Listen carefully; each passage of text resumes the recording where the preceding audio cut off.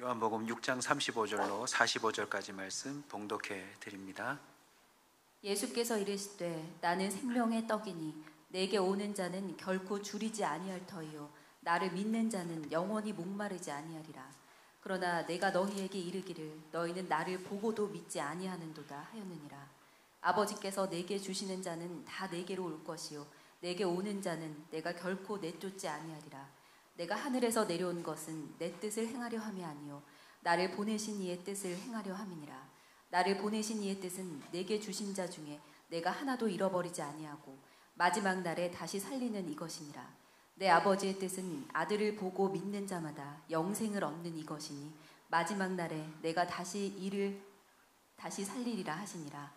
자기가 하늘에서 내려온 떡이라 하심으로 유대인들이 예수에 대하여 수군거려 이르되 이는 요셉의 아들 예수가 아니냐. 그 부모를 우리가 아는데 자기가 지금 어찌하여 하늘에서 내려왔다 하느냐. 예수께서 대답하여 이르시되 너희는 서로 수군거리지 말라. 나를 보내신 아버지께서 이끌지 아니하시면 아무도 내게 올 수 없으니 오는 그를 내가 마지막 날에 다시 살리리라. 선지자의 글에 그들이 다 하나님의 가르치심을 받으리라 기록되었은즉 아버지께 듣고 배운 사람마다 내게로 오느니라. 아멘. 우리 앞뒤 좌우로 환하게 웃으시면서 우리 인사 나눕시다. 참 잘 나오셨습니다.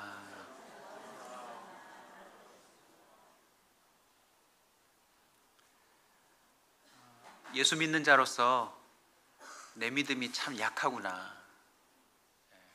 때로는 약한 정도가 아니라 초라하다. 나 왜 이렇게 안 믿어지지? 이런 속상함이 있을 때 상상함을 갖게 됩니다. 제 경우인데요. 목사인데도 내가 왜 이렇게 예수님에 대한 믿음이 약하지? 내가 왜 이렇게 예수님을 온전히 믿지 못하지? 이런 이 속상함이 들 때 이런 상상이 절로 돼요. 예수님 시대로 내가 돌아갔으면 좋겠다. 이 현대 시대에 내가 이 성경책을 들고 글로 읽으면서 예수님 믿으니까 혹시 이런 거 아닐까? 내가 예수님 당시로 돌아가서 직접 예수님을 보고 예수님의 설교도 듣고 예수님이 베풀어 주셨던 기적에 참여하면 너무너무 좋겠다라고 하는 상상을 해봐요. 혹시 저처럼 그렇게 상상하시는 분 계실까요? 그때로 진짜 돌아갈 수 있다면 예수님의 얼굴은 어떤 모습일까? 예수님의 목소리 톤은 또 어떠실까? 키는 어떠실까? 궁금하지 않으세요? 제가 어릴 때부터 보고 자랐던 예수님 얼굴이 있어요. 우리 집에도 사진이 하나 걸려 있었는데 보여드릴게요. 네, 예수님이세요. 네. 근데 만약 우리가 예수님 당시로 돌아가서 예수님을 직접 만난다면 얼마나 좋을까요? 그죠? 안 그래요?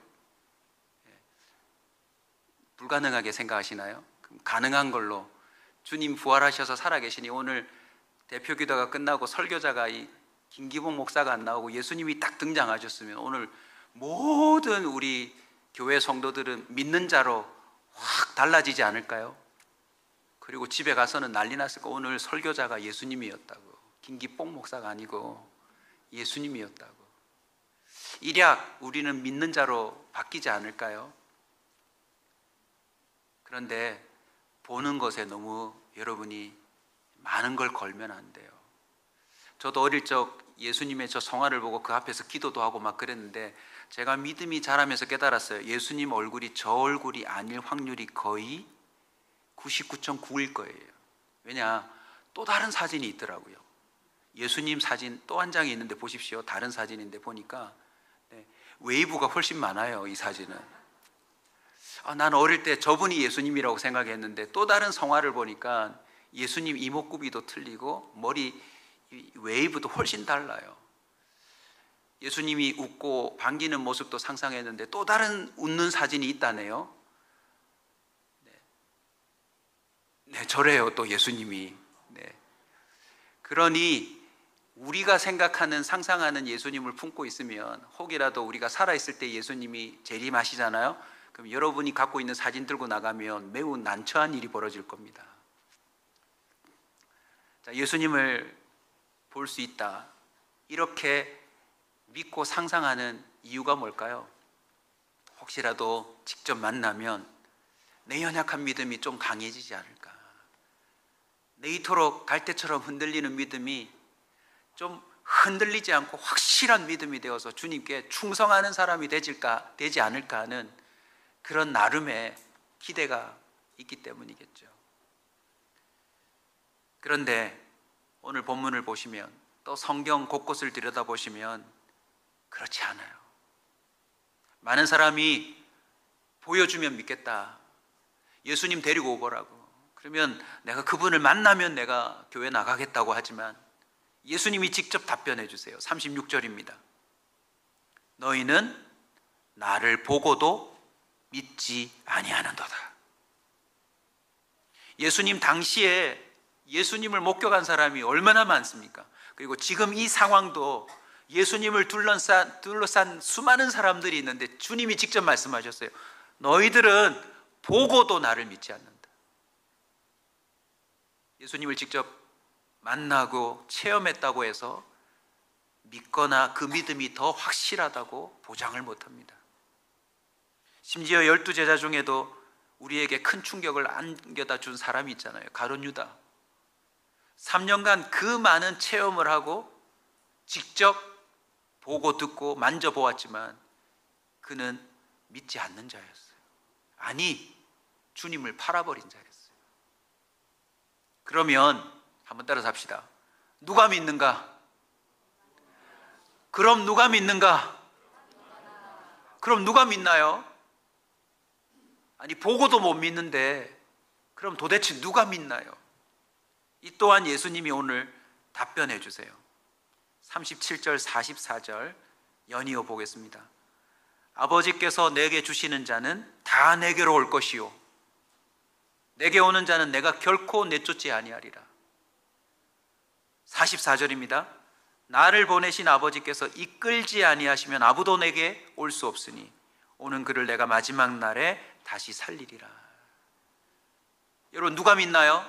보든지 보지 않든지, 그 사람이 유태인이든지 이방인이든지 어떤 형편에 있는 사람이든지 간에 하나님 아버지가 예수님에게 주신 자가 믿는데요. 그리고 그 주신 자는 하나님 아버지가 이끌고 오신대요. 이걸 정리해 보면 이렇습니다. 여러분, 칼빈의 예정교리라 들어보셨죠? 구원받을 사람은 하나님이 미리 아시고 다 택해 놓으셨다. 선택교리거든요. 지금 예수님이 직접 말씀해 주셨어요. 아버지가 내게 주신 자, 그 주신 자는 다 내게 온다고. 이 말은 선택해 두었다는 거 아닙니까? 근데 여기서도 문제가 생겨요. 누구를 선택했는지 궁금하지 않으세요? 특별히 난 선택받았나? 그리고 어떤 사람은 이 교리를 들으면 이렇게 얘기합니다. 그러면 결국 믿어도 안 될 수 있고 안 믿어도 될 수 있으니 주님이 다 선택한 대로 될 거니까 그냥 살면 되겠네.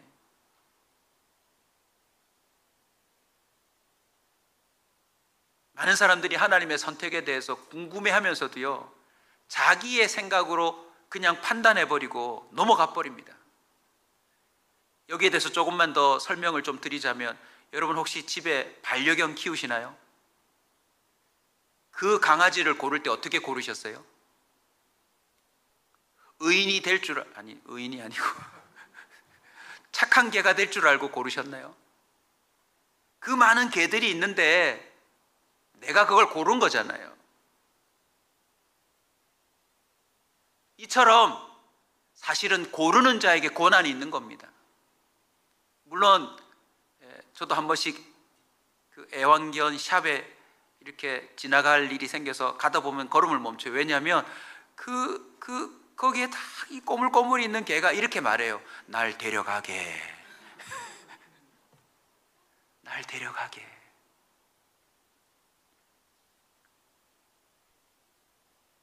다양한 종류의 강아지가 있지만 주인인 내가 내 권한으로 데리고 가는 거잖아요.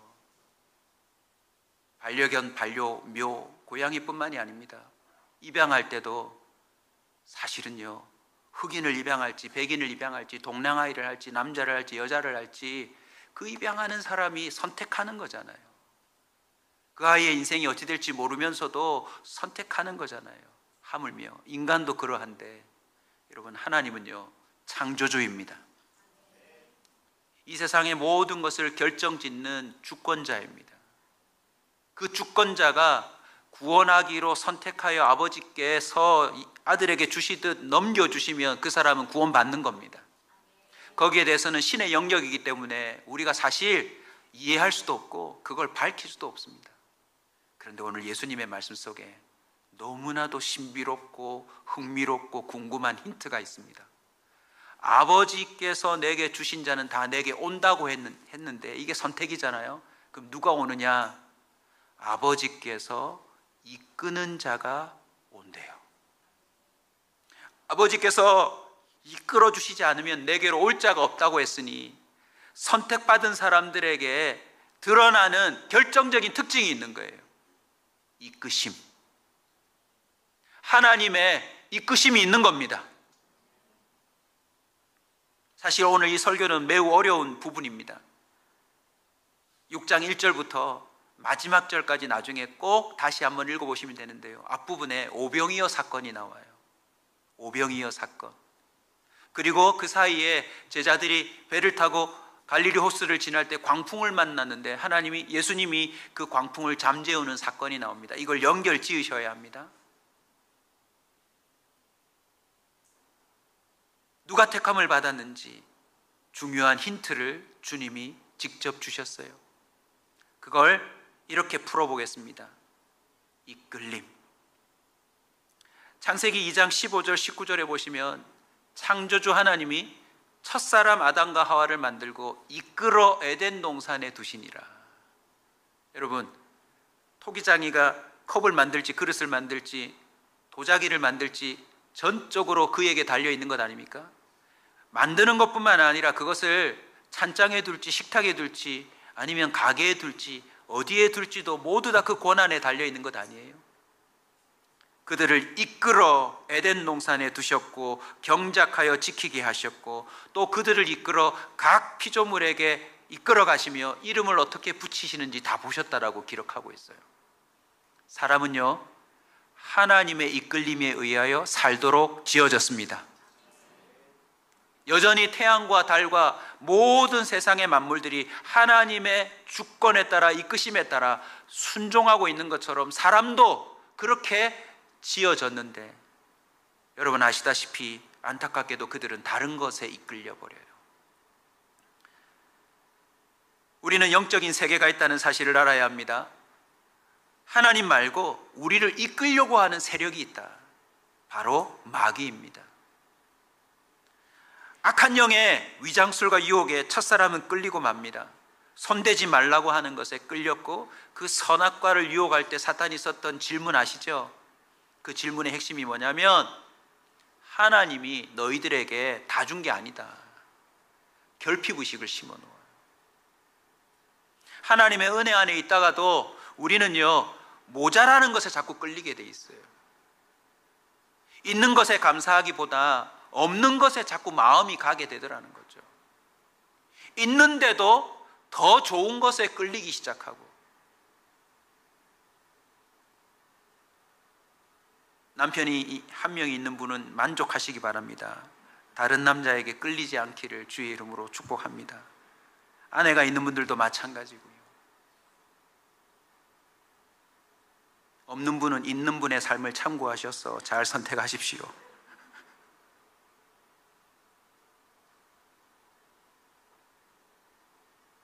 그에게 질문한 이후에 유혹합니다. 끌리는 말을 던지죠. 이걸 먹으면 너도 하나님처럼 된다. 하나님처럼 된다. 악한 영은 우리로 하여금 하나님이 이끄는 자리를 이탈하여서 다른 것에 끌려가도록 우리를 계속 유혹합니다. 나의 본래된 삶이 아닌 그보다 더 괜찮은 삶이 있다고 제시하죠. 오늘 찬송도 잘 연결되는데요, 우리의 시선을 끊임없이 엉뚱한 것에 끌게 만듭니다. 마음도 끌려가고 몸도 끌려가고 나중에는 우리의 가진 것 모든 기회들까지 다 거기에다가 끌려가게 되어 있습니다. 매일같이 먹고 마시며 평안해야 될 에덴 동산에 세상에 그 선악과를 먹지 못해서 그걸 손을 댄단 말입니까? 결국 이게 떡의 문제로 가게 돼 있어요.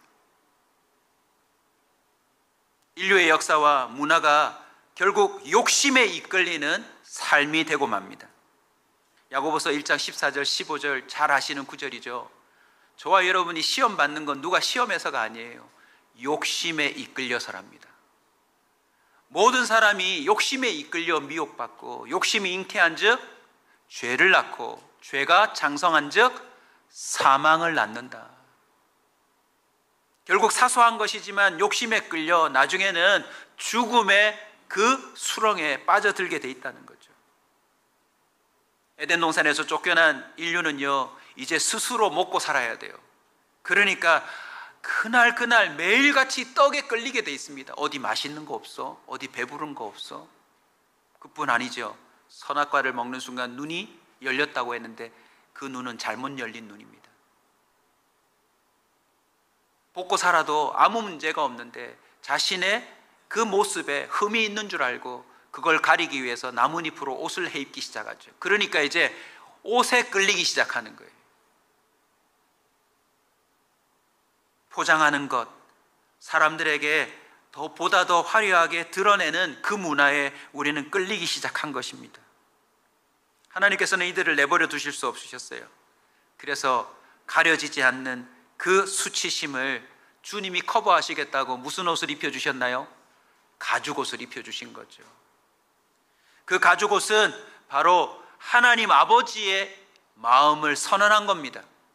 아무리 내 새끼가 악한 사람들에게 이끌려 집 나가고 나쁜 짓을 한다 손치더라도 아비의 마음이 무엇입니까? 그 자식을 어쨌든 먹이고 입히고 새롭게 다시 태어나도록 만들고 싶어하는 헌신 아닙니까? 그래서 하나님 아버지는 작정합니다. 독생자 예수 그리스도를 이 땅에 보내어 하나님의 택한 백성들이 그 예수 앞으로 오게 만들고 예수님이 그들의 죄를 대신 속죄하여 하나님 아버지께로 완전히 회복되는 그 과정을 작정하신 거죠. 이것을 하나님의 이끄심이라 표현할 수 있습니다. 여기서 이끌다라고 하는 헬라어 단어는요, 끌어내다, 뽑아내다 이런 뜻인데 좀 더 설명하면 수많은 무리들 중에서 하나님이 지명하여 불러낸다는 뜻입니다. 여기서 에클레시아, 교회라고 하는 이름도 나오게 되지요. 그런데 영어로는 이렇게 표현해 두었어요. draw. 어떤 물건이나 사람을 끄는 의미도 있지만 그리다라고 하는 의미도 있습니다. 그러니 이 두 가지 의미를 가슴에 품고 한번 따라와 보십시오. 하나님이 택한 사람이 누구인지 알지는 못하지만 하나님이 택한 사람에게 나타나는 특징을 통하여 그 힌트를 발견할 수 있습니다. 그 힌트가 세 글자로 뭐라고요? 이끄심. 하나님의 이끄심. 하나님이 어떤 일을 택하여 이끌어 주신다면 이런 특징이 나타납니다. 첫 번째, 예수님께로 나옵니다. 사복음서를 보십시오. 이상하게도 예수님께 나옵니다, 사람들이. 직접적으로 이름을 불러주신 이도 있지만 소문을 듣고 나온 사람도 있습니다. 자신의 몸에 결정적인 병이 들어서 할 수 없이 예수님께 나온 사람도 있습니다. 귀신에 들려서 온 사람도 있습니다. 자식 문제로 온 사람도 있고 부모의 문제로, 부부 문제로 자신이 해결할 수 없는 인생의 고뇌로 다가온 사람도 있습니다. 낮에 온 사람, 밤에 온 사람, 새벽에 온 사람, 별별 희한한 사람들도 다 오게 되지요. 아이들도 옵니다. 우리 사역자들하고도 매일 아침에 나눔을 가지는 거 여러분 알고 계시죠? 나눠보면 진짜 신기한 일인데요. 제가 해야 될 설교를 그 주간에 우리 사역자들에게 은혜 받도록 만들어서 그 설교의 내용들이 이미 정리되도록 만들어요. 오늘 나눔을 하는데 나눔 내용이 그거였습니다. 내가 어떻게 이렇게 예수 믿고 이렇게 사역자가 되어서 여기까지 왔는지 모든 게 하나님의 은혜라고. 그 인생의 여정 하나하나에 하나님의 개입과 하나님의 이끄심이 있었다고 고백하는데요. 특징이 이렇습니다. 우리 사역자 중 2사람이나 이런 특징을 갖고 있어요. 우리 교회를 가자고 해서 왔는데 그 사람은 안 오고 우리 간사들만 남아있는 거예요. 참 희한하죠. 전도한 사람은 막상 여기 있지 않고 전도 당한 사람만 여기에 남아있는 케이스라는 거죠. 예전에 제가 섬겼던 부서에 교사 한 명은 참 재밌는 말을 했습니다. 김해의 어느 무당을 친구 따라 찾아갔대요. 모르겠습니다. 본인이 직접 갔을 수도 있는데 괜히 친구 따라갔다고 조금 이렇게 무마시키는 듯 얘기하는데, 그 무당이 들어가는데 자기 보고 그랬대요. 넌 여기 왜 왔어? 넌 예수 믿어야 살아. 그래서 교회 나와서 청소년부의 교사까지 됐다는 거예요. 무당이 가라고 하든 본인 스스로 왔든 우연찮게 구경하다가 예수님의 십자가를 지게 되었든, 어쨌든 하나님이 택한 사람은 하나님이 이끄시는데 어떻게 이끌어요? 예수님께로 나오도록 이끄는 것입니다. 그런 점에서 오늘 이 예배에 나오신 여러분은 참 복된 사람이에요. 끌려오셨잖아요.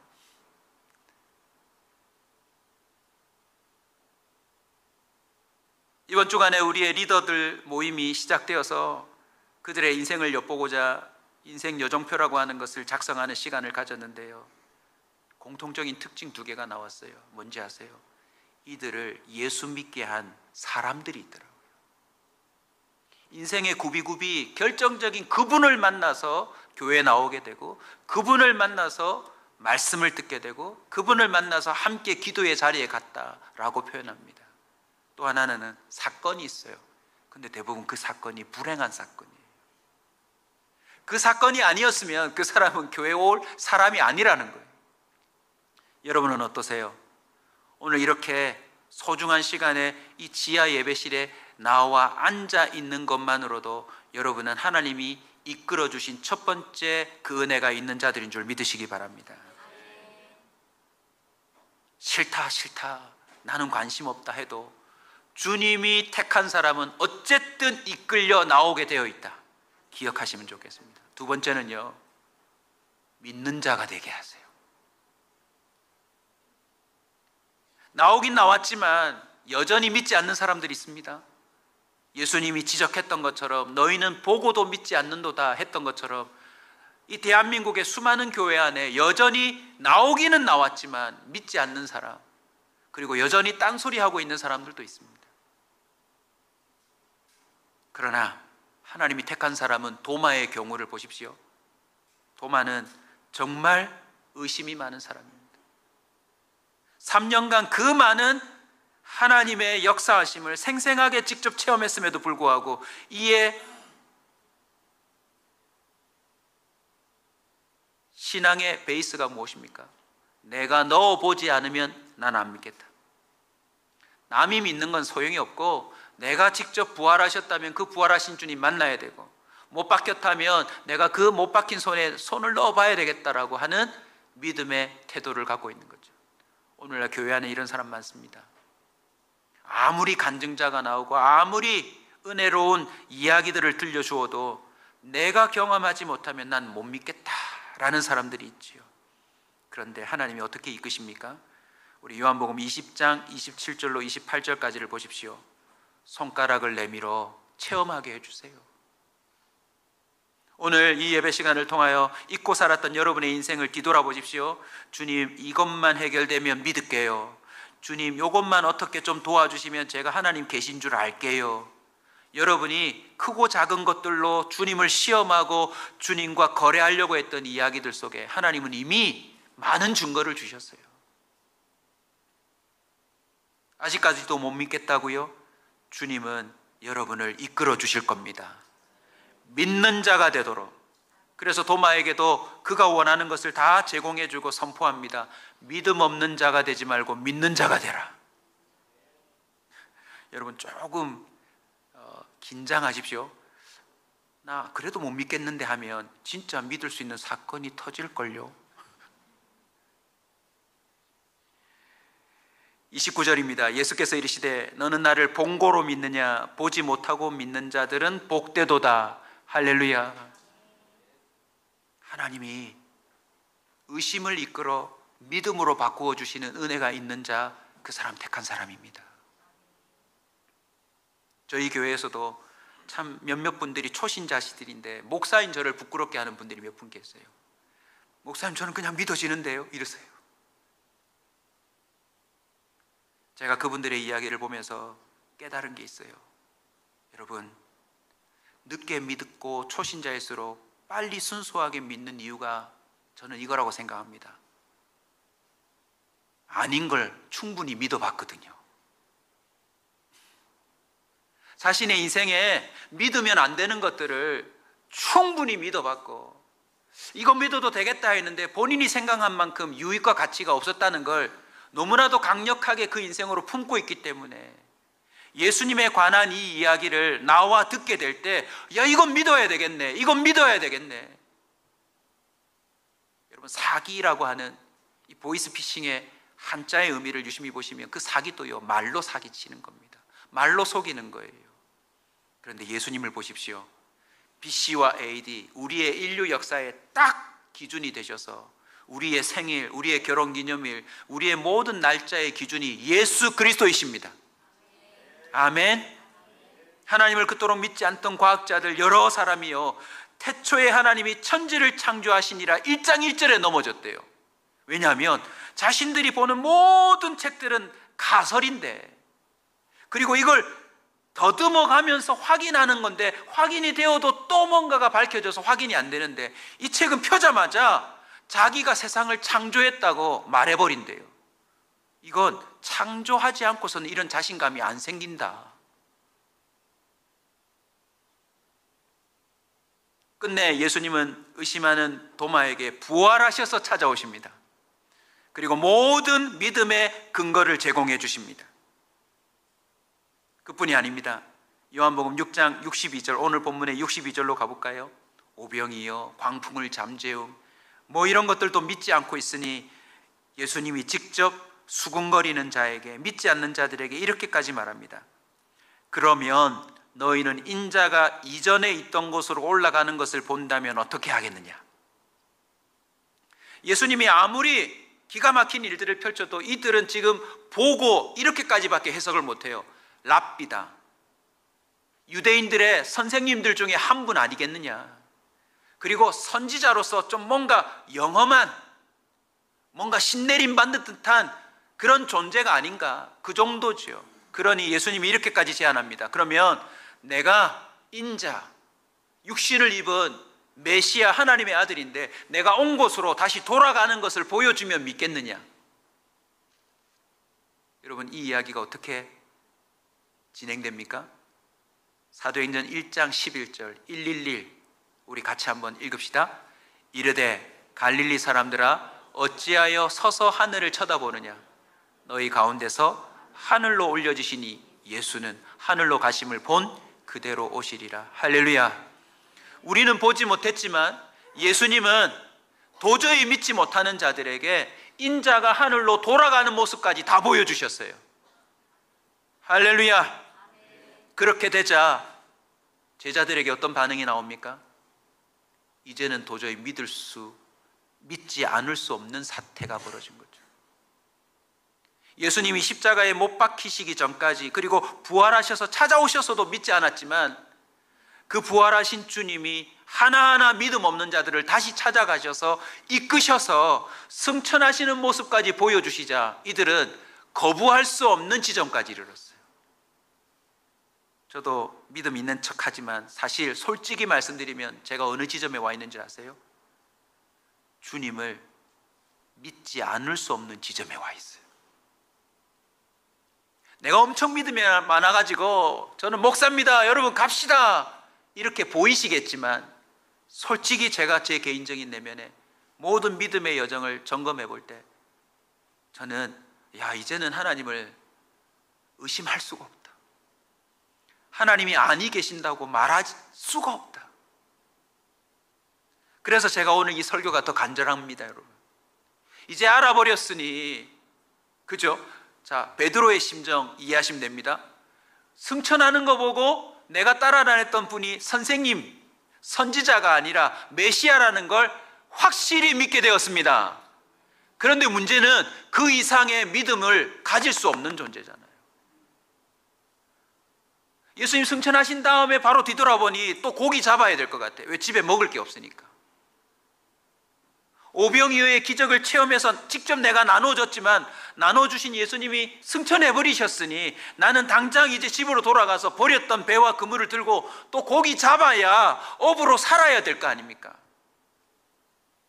그러니 고기 잡는다고 교회 갈 시간이 없는 거예요. 주님을 믿지만 이 땅에서 빨리 내 시선에 이끌리는 대로 난 갈 수밖에 없으니 더 이상 뭘 할 수 없는 거죠.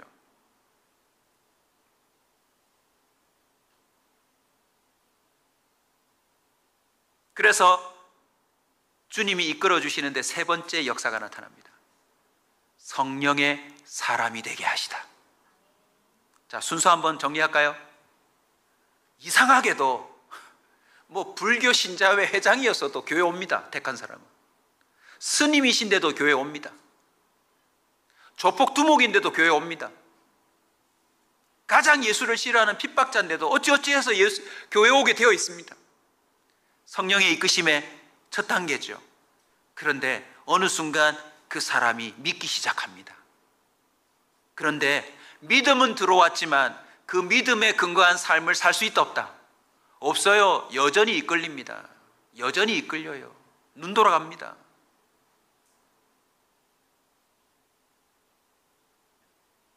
그러니 하나님께서는 택한 자들을 구원하시기 위하여 어디까지 이끄셔야 합니까? 성령의 사람이 되도록 이끄시는 것입니다.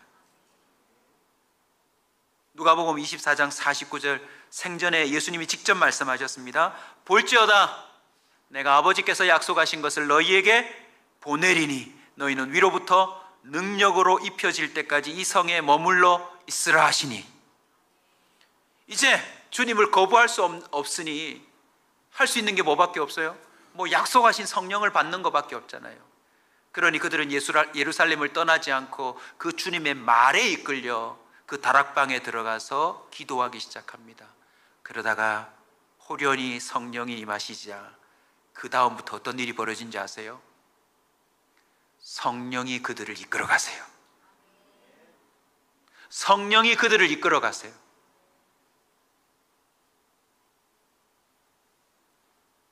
사도행전 8장 39절입니다.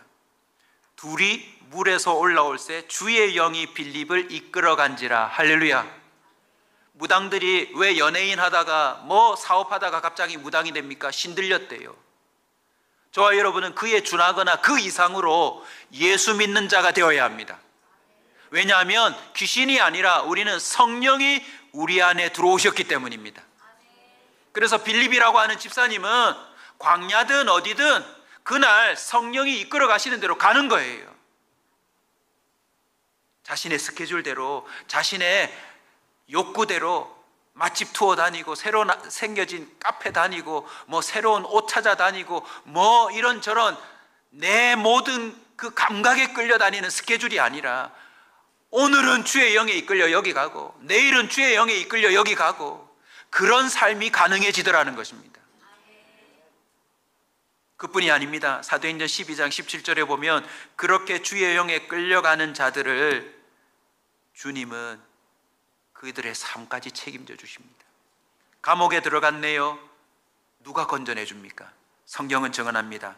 주께서 자기를 이끌어 옥에서 나오게 하던 일을 말하고 또 야고보와 형제들에게 이 말을 전하라 하고 떠나 다른 곳으로 가니라. 그 영적인 세계에서 생각으로만 끌려가는 게 아니라 실제적인 그의 몸들도요, 하나님이 막 이끄셔서 그의 삶을 이동시키는 거예요. 아멘.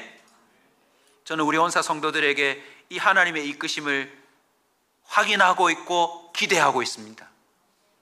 성령이 이끄셔서 여러분이 삶의 걸음을 이동하셨으면 좋겠어요.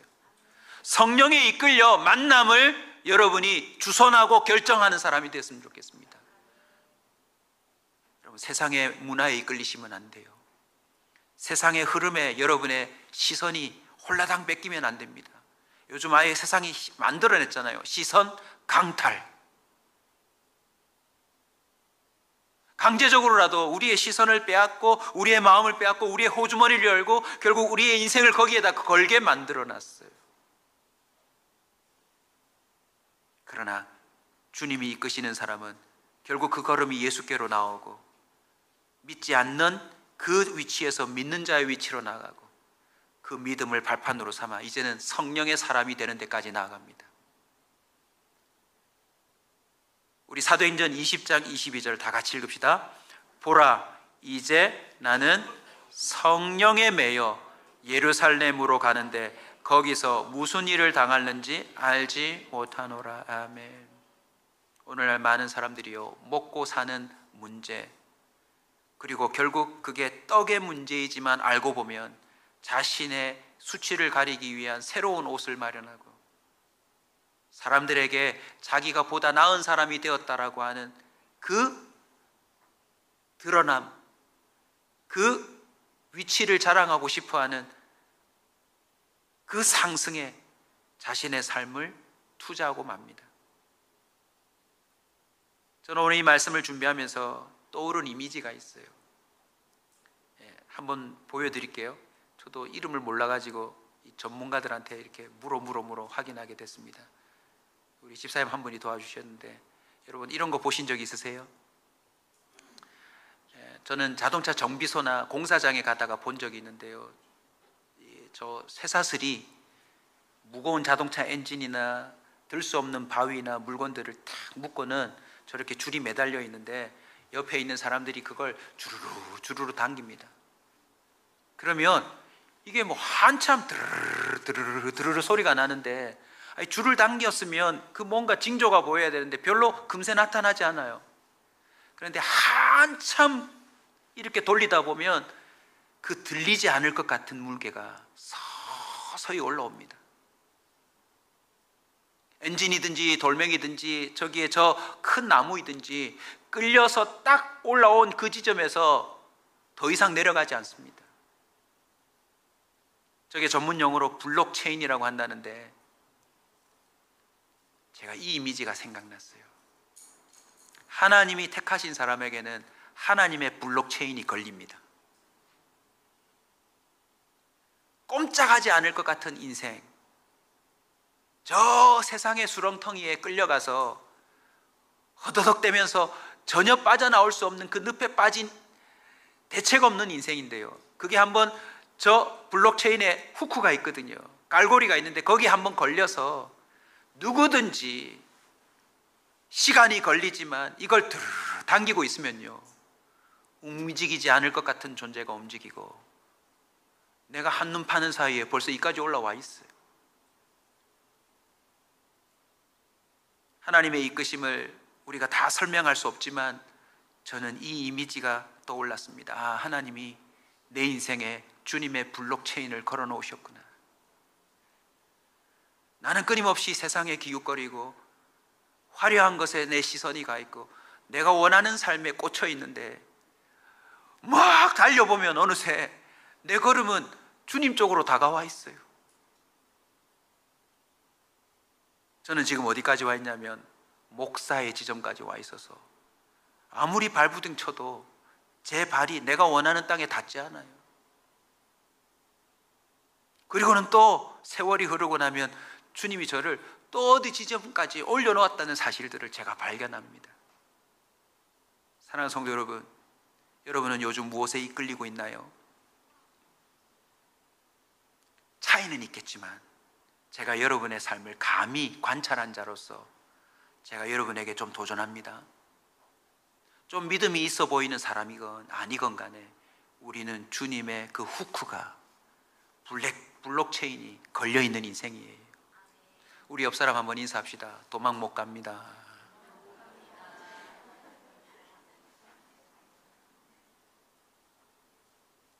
그런데 자, 오늘 설교의 진짜 중요한 핵심입니다. 이왕 걸렸으면, 그래서 어차피 끌려갈 거라면 제 소원입니다. 우리 이제 포기하고 빨리 끌려갑시다.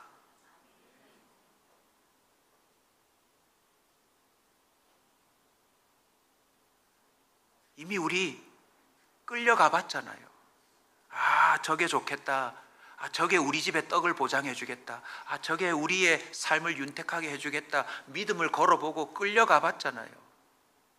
소용없지 않던가요? 더 부끄럽고 수치스럽고 내가 왜 여기까지 끌려왔지? 민망하지 않던가요?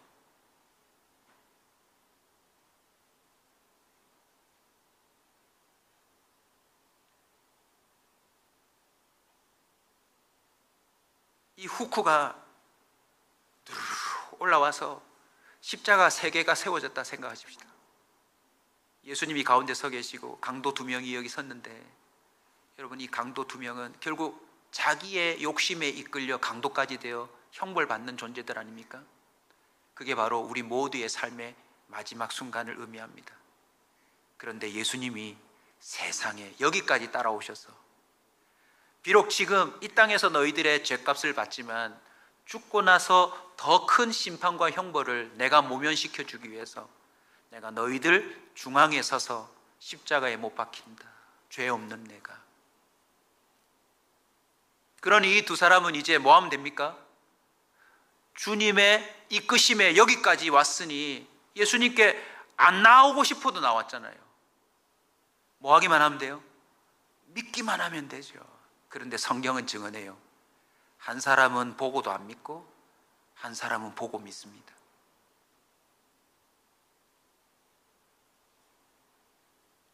제가 축복을 선언하기 위해서 말씀드렸지만 이 또한 제가 주님 앞에 양심적으로 선언해야 되니까 여러분 꼭 기억하십시오. 저는 제가 개척한 우리 온사 커뮤니티 교회 모든 성도 한 명도 빠짐없이 구원받기를 원합니다. 그러나 그건 불가능할지도 모릅니다. 왜냐하면 예수님이 직접 오셔서 모든 걸 보여주신 시대에 둘러싼 사람들에게도 예수님이 직접 말씀하셨잖아요. 너희는 보고도 믿지 않으니라. 예수님도 그렇게 말씀하셨는데 제가 어떻게 내가 개척하고 담임한 교회 모든 성도들이 100% 예수 믿고 구원 얻을 거라고 말할 겁니까? 전 그건 못합니다. 다만 여러분 스스로가 내게 하나님의 이끄심이 있는지를 여러분 빨리 점검하셔야 합니다. 그리고 분명히 있을 겁니다. 그렇다면 주님께 부탁하십시오. 하나님, 여기서 멈추지 말고 더 이끌어 가십시오. 성경에 보면 이끌려가는 듯 하다가 사라진 인생들이 많습니다. 가룟 유다뿐만 아니라 데마라고 하는 사람도 세상을 사랑하여 나를 떠났다. 예수님 앞에 나오고 믿는 자가 되고 성령의 사람이 될 때 하나님의 이끄심에 최종 확인판이 있습니다. 그게 뭔지 아세요? 이끌려가는 나에게 또 이끌려가는 사람이 붙습니다.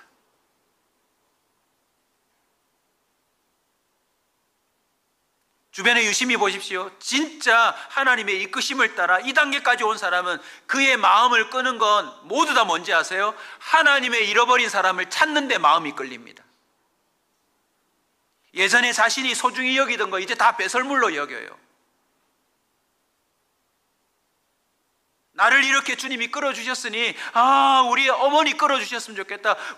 내가 아는 저 지인 끌어주셨으면 좋겠다. 늘 이상하게 그 사람에게 그 마음이 끌려서 그 사람을 주님께로 끌고 가는 삶이 나옵니다.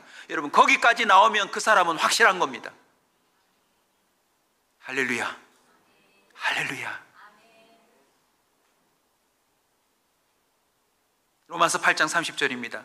또 미리 정하신 그들을 또한 부르시고 부르신 그들을 또한 의롭다 하시고 의롭다 하신 그들을 또한 영화롭게 하셨다.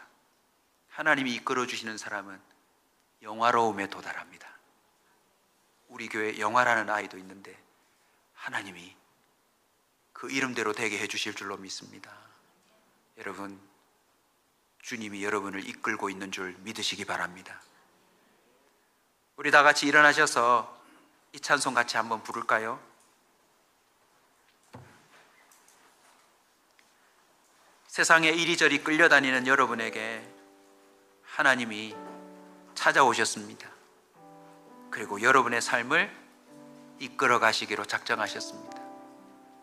다양한 방법으로, 신기한 방법으로, 이상한 방법으로까지 우리로 하여금 세상에 떠내려가지 않도록 우리의 인생에 후크를 걸어 놓으시고, 더디지만 주님은 열심히 그 블록체인을 당기고 있습니다. 그리고 어느새 여기까지 와 있습니다. 이제 주님의 택한 백성이다 확신이 드시면 우리는 이제 주님이 당기기 전에 주께로 달려가는 자가 됐으면 좋겠습니다. 말씀에 여러분의 마음이 끌려야 합니다. 기도에 끌려야 합니다. 높아지는 곳이 아닌 낮아지는 곳에 마음이 끌려야 합니다. 내가 드러나기보다 내가 희생하는 것에 더 마음이 끌려야 합니다. 그 목적은 또 다른 한 사람을 이끌어내기 위해서. 나의 잘됨도 나의 성공도 결국 다른 사람을 이끌어내는 데 의미가 있는 것이지 결국 아무것도 없는 것입니다. 금요 기도회 때도 잠깐 말씀드렸는데요, 우리 영화제가 지금 진행되고 있는데 저도 부산 사람이지만 나와 거리감이 있다 생각해서 사실 가보지 못했어요. 근데 이제 우리가 센터가 매매되고 이쪽 지역을 떠날 거라서 어쩌면 여기 있는 동안 마지막이지 않을까 싶어서 제가 영화제 현장도 가보고 관심을 가졌는데, 이번에 아시아 영화인으로 상을 받으신 분이 주윤발이시세요. 제 어릴 적 참 모델이었습니다. 총이 없어서 못 따라 했는데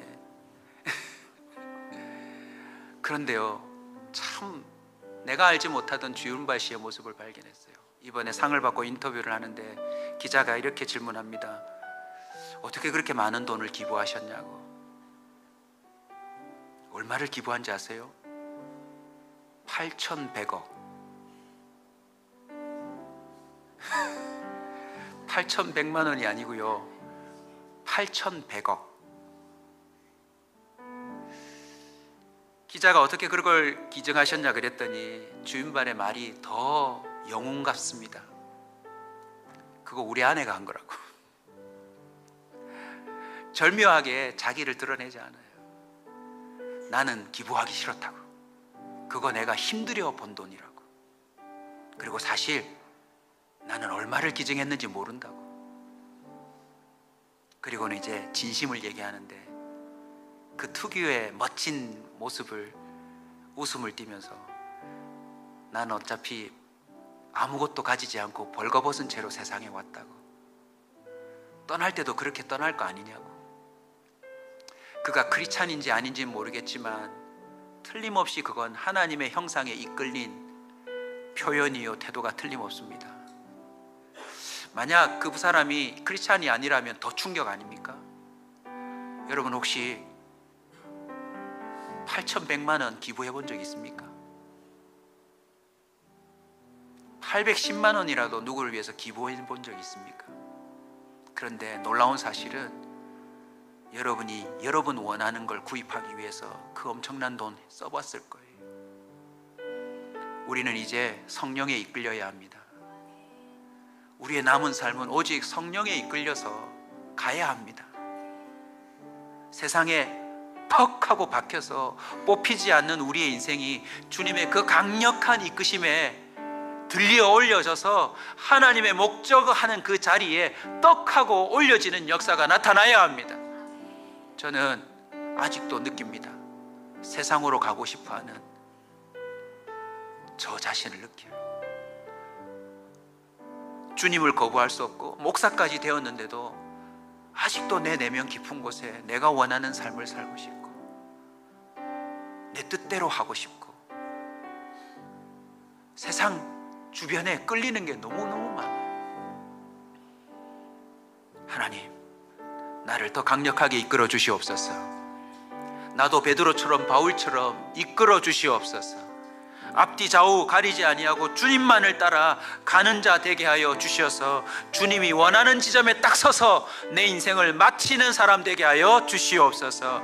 그 역사가 우리 온사교회에 일어날 줄로 믿습니다.